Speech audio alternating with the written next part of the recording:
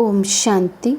वह ड्रामा वाह की सीरीज़ में आज बाबा हमें समझाते, बाबा कहते, आत्मा हर संकल्प में सदा स्वयं से भी क्वेश्चन करती रहेगी कि क्या मैं सफलता मूर्त बन सकती हूँ। मैं सर्व संपर्क में सफलता प्राप्त कर समीप आत्मा बनूंगी। मैं सर्व के स्वभाव संस्कारों में चल सकूंगी, सर्व को संतुष्ट कर सकूंगी। तो बाबा कहते, कई बच्चे कैसे हैं जिनका चित्त प्रसन्न चित्त होता है, तो वे स्वयं के प्रति भी क्वेश्चन करते रहते हैं, स्वयं की उलझनों में ही उलझे रहते हैं। बाबा कहते हैं उनके मन के प्रश्न या संकल्प कैसे होते हैं, वे स्वयं ही स्वयं के लिए सोचते रहते कि क्या कभी भी मैं सफलता मूर्त बनूंगी, क्या कभी भी मैं सभी के संस्कार स्वभाव से मिलकर चल सकूंगी, कभी भी क्या मैं सभी को संतुष्ट कर सकूंगी। बाबा कहते ऐसे अनेक प्रकार के क्वेश्चन स्वयं के प्रति भी होंगे और अन्य के प्रति भी होंगे। ये मेरे से ऐसे क्यों चलते हैं, मुझे विशेष सहयोग क्यों नहीं मिलता है, मेरा नाम मेरा मान क्यों नहीं होता है। इसी प्रकार के अन्य प्रति क्वेश्चन होंगे। बाबा कहते स्वयं में भी स्वयं के प्रति भी क्वेश्चन रहते हैं और अन्य आत्माओं के प्रति भी क्वेश्चन रहेंगे। जैसे कि ये क्वेश्चन रहेगा कि ये सब मुझे सहयोग क्यों नहीं देते हैं, मेरा नाम मेरा मान क्यों नहीं होता है, मुझे कभी उत्साहित क्यों नहीं किया जाता है, कभी मेरा साथ क्यों नहीं दिया जाता है, मुझे विशेष सहयोग क्यों नहीं दिया जाता है। तो बाबा कहते ऐसे प्रश्न उनके मन में सदा चलते रहते हैं जो प्रसन्न चित्त होते हैं। इसी प्रकार के अन्य प्रति क्वेश्चन होंगे, ऐसे ही बाप के प्रति भी क्वेश्चन होंगे। तो कैसी वो आत्मा की मनोस्थिति होगी, प्रश्नों से भरा हुआ मन होगा, स्वयं के प्रति भी प्रश्न, औरों के प्रति भी प्रश्न और बाप से भी प्रश्न, बाप के प्रति भी प्रश्न। बाबा कहते कैसे प्रश्न होते हैं बाप के प्रति उनके, जब बाप शक्तिवान है तो मेरी बुद्धि को क्यों नहीं पलटते हैं। बाबा से भी क्या प्रश्न करते हैं, बाबा आप तो सर्वशक्तिमान हो, तो फिर मेरी बुद्धि को आप चेंज क्यों नहीं कर देते हो, मेरी बुद्धि ऐसी क्यों है। बाबा कहते ऐसे बच्चे प्रश्न करते हैं कि नज़र से निहाल करने वाले मेरी तरफ नज़र क्यों नहीं रखते, जबकि बाप है तो जैसी भी हूँ कैसी भी हूँ उनकी ही हूँ, उनकी जिम्मेवारी है मुझे पार कराना। जब दाता है तो मैं चाहती हूँ वे क्यों नहीं देते। बाबा कहते वे प्रश्न ऐसे पूछते, बाबा से भी वैरायटी प्रश्न है, वैरायटी आत्माओं के। तो बाबा आज लिस्ट समझा रहे हैं, दिखा रहे हैं हमें कि कैसे कैसे प्रश्न कई बच्चों के मन में चलते रहते हैं। तो बाबा को भी वो ये पूछते हैं, बाबा आप तो मेरे पिता हो, आप तो सर्वशक्तिवान हो, आप मेरी बुद्धि को क्यों नहीं पलट देते, आप तो नज़र से निहाल करने वाले हो, तो मेरी तरफ देखते क्यों नहीं, आप तो मेरे पिता हो, तो आपकी जिम्मेवारी है मुझे पार कर लेना, मैं कैसी भी हूँ जैसी भी हूँ मुझे अपनाना आपकी जिम्मेवारी है। बाबा कहते त्रिकालदर्शी है, मेरे तीनों कालों को जानते हैं, तो मुझे स्वयं ही अपनी शक्ति से श्रेष्ठ पद क्यों नहीं दिलाते। कैसे कैसे वंडरफुल प्रश्न बच्चे बाबा से करते हैं और बाबा को भी फिर कितना वंडर लगता होगा।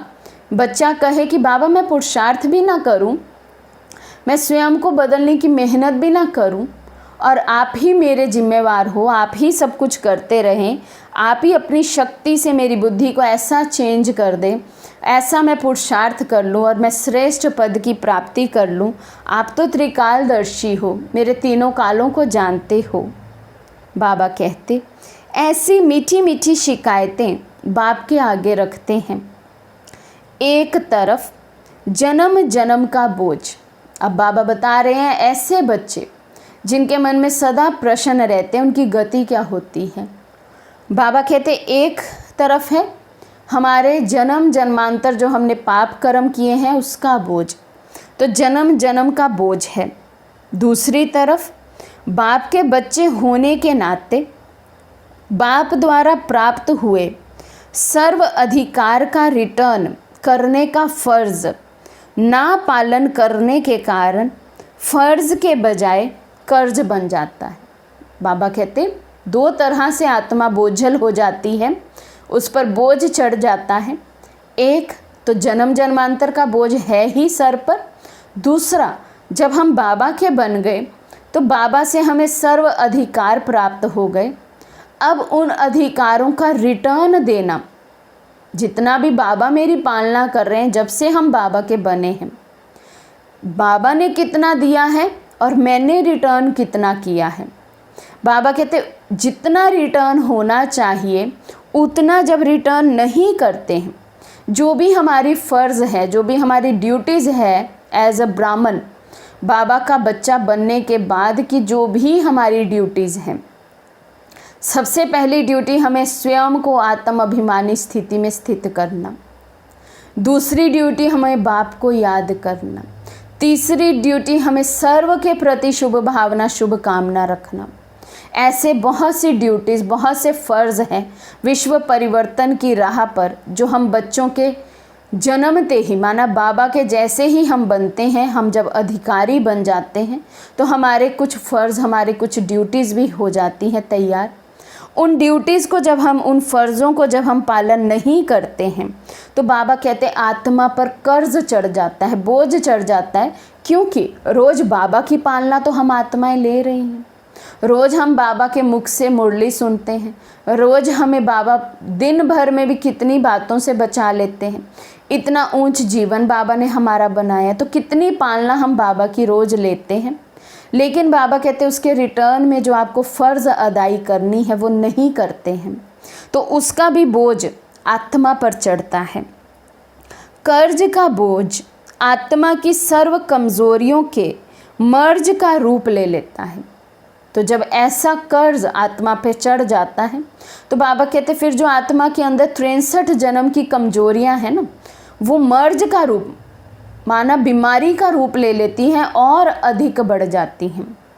तो कमज़ोरियां ख़त्म करनी है हमें बाबा की याद से, लेकिन क्योंकि हम अपने फ़र्ज़ बाबा के यज्ञ के प्रति और विश्व के प्रति और स्वयं मेरे प्रति जो मेरे फ़र्ज़ हैं उनको हम नहीं जब निभाते हैं तो यही कमज़ोरियां फिर बीमारी का रूप ले लेती हैं।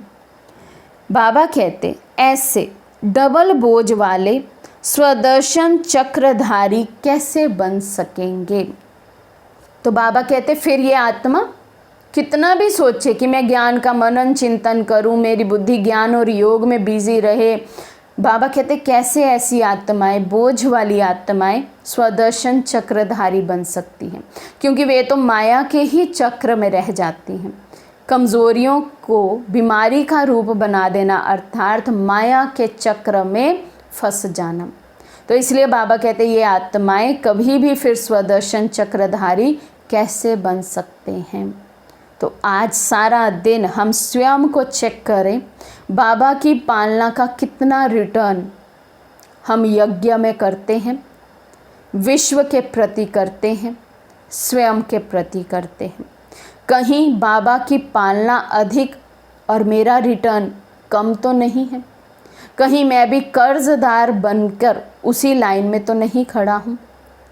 तो हम स्वयं को चेक करें कितना मेरा मन प्रसन्नचित रहता है और कितना मेरा मन प्रसन्नचित रहता है।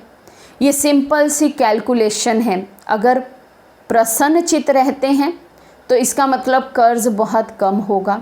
अगर प्रसन्नचित रहते हैं अर्थात जितना पुरुषार्थ करना चाहते हैं उतना नहीं कर पाते हैं, मन माया के किसी न किसी रूप में उलझा रहता है, कोई ना कोई कर्म बंधन मेरे आगे आता रहता है, कोई ना कोई पेपर मेरे आगे, परिस्थिति मेरे आगे आती रहती है जिसमें फिर पार होने में मुझे बहुत मेहनत लगती है, तो इसका अर्थ है कि हम बहुत अधिक कर्जदार हैं। तो जल्द से जल्द हम अपना ये कर्ज उतारें, इस मर्ज से, इस बीमारी से फ्री हो जाएं, तभी हम स्वदर्शन चक्रधारी बन सकेंगे, तभी हम ऊंचे पद की प्राप्ति कर सकेंगे। बाबा की पालना का रिटर्न मुझे ज़रूर करना है। जो बाबा मेरे से चाहते हैं वो कर लेना। श्रीमत प्रमाण सारा दिन और दिनचर्या को व्यतीत करना, ये इस कर्ज से मुझे मुक्त करेगा। ये है बाबा की पालना का रिटर्न देना। तो आज सारा दिन इस पॉइंट पे ज़रूर हम विचार करें, मंथन करें, अपनी कैलकुलेशंस निकालें, कितना कर्ज है अभी बचा हुआ, कितना हम चुकता कर चुके हैं। अच्छा, ओम शांति।